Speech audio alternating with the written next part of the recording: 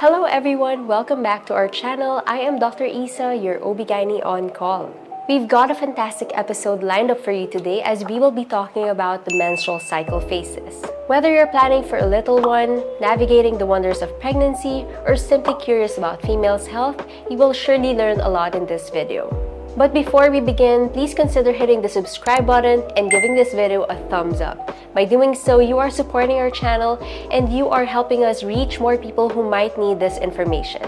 Now, let's begin by defining what a menstrual cycle is. Because most people think that it's just the days when you have your period, when that's not actually the case. A menstrual cycle is a monthly series of changes in the female's body to prepare for the possibility of pregnancy. It involves various phases, from preparing the uterus for pregnancy to releasing an egg. The normal cycle usually lasts 21 to 35 days with an average of 28 days. This can vary from person to person. Now, you're probably asking yourself, why do I need to learn about the menstrual cycle? That's a great question, and I'm here to tell you that knowing the phases of the menstrual cycle is like having an insider's guide to your own body. It comes with numerous benefits. Number 1, you will gain fertility awareness. Your menstrual cycle will tell you when you are most likely to get pregnant, so it comes very handy when you want to have a baby or when you want to avoid having one. Remember that these phases can be very unpredictable, even when your menses are very regular. Your menstrual cycle may also undergo changes during specific life stages. For example, when you are about to approach menopause, your periods may become more irregular. So for those trying to prevent pregnancy, it's still best to use other contraceptive methods as backup, like condoms, pills, injectables, or implants, which I've already described in our previous episodes, and it will be linked in the description box below. Number 2, you can predict when you will experience certain menstrual symptoms. Ever wondered why you're suddenly craving for chocolate or you're suddenly feeling a bit down? Well, it's usually tied to your menstrual cycle changes as well. So understanding it may help you foresee and plan for these changes. Not only that, but it also empowers you to take better care of yourself. You can schedule your activities and self-care routines around your cycle. For example, you might schedule more intense workouts during days when you have higher energy, but schedule more relaxing activities during your menstrual period. And number 3, you'll be able to notice if something's off with your body and get yourself checked for any potential underlying health issues. Irregularities in your cycle could signify hormonal imbalance or conditions like PCOS or polycystic ovarian syndrome, thyroid issues, or prolactinomas. By being familiar with your menstrual cycle, you provide essential information to your healthcare professional who can now aid in diagnosing and managing your health concerns. Now that we've covered the benefits of learning this topic, let's dive into the different phases of the menstrual cycle. First, it's important to understand that your uterus and ovaries undergo specific phases in your menstrual cycle. Different changes occur in each phase. In the ovarian cycle, there are 3 main phases. Phase 1 is the follicular phase, Phase 2 is ovulation, and Phase 3 is the luteal phase. Meanwhile, in the uterine cycle, there are also 3 phases. Phase 1 is menstruation, Phase 2 is proliferative phase, and Phase 3 is the secretory phase. Remember that the ovarian and the uterine phases are interconnected. To keep it simpler and easier to follow, I will combine these phases and discuss them in 3 stages.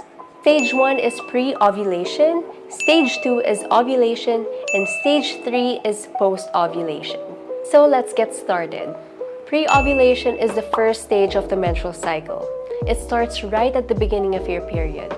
The first day of your period is day 1 of the menstrual cycle. First, your uterus undergoes the menstruation phase. This occurs from the first day up to the last day of your period.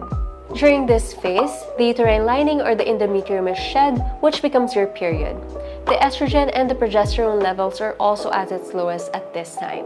The uterus will shed the blood from the previous cycle through the cervix and the vagina, which results in vaginal bleeding or your menstruation.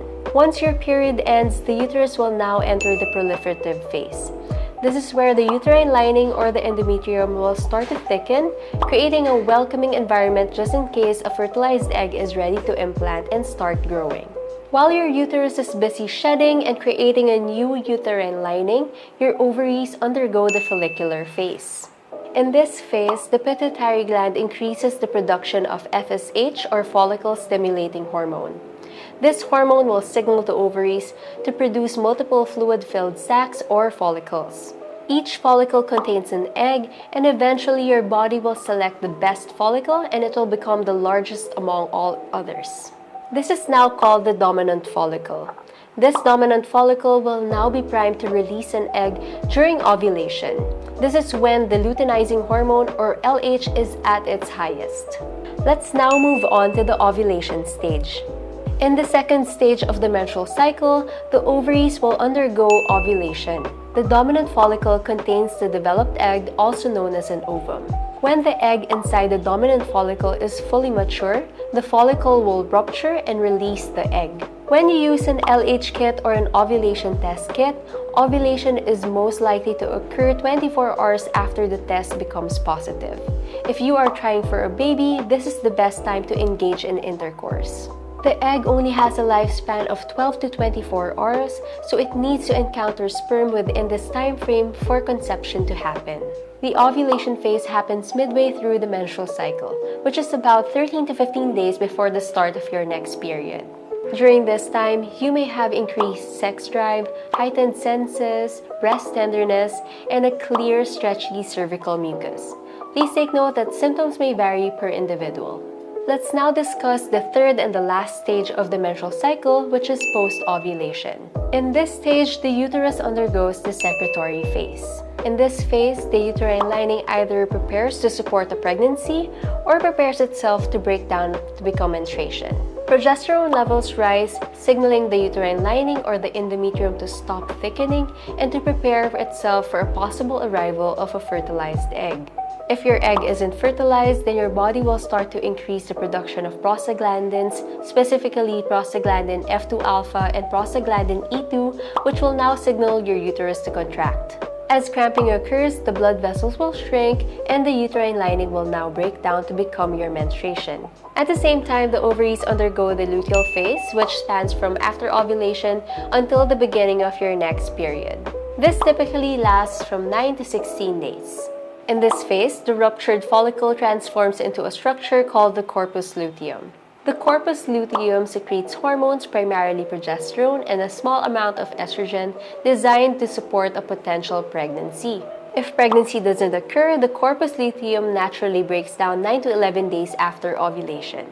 When your body undergoes the post-ovulation stage, you may experience premenstrual symptoms like mood changes, headaches, acne, bloating, or breast tenderness.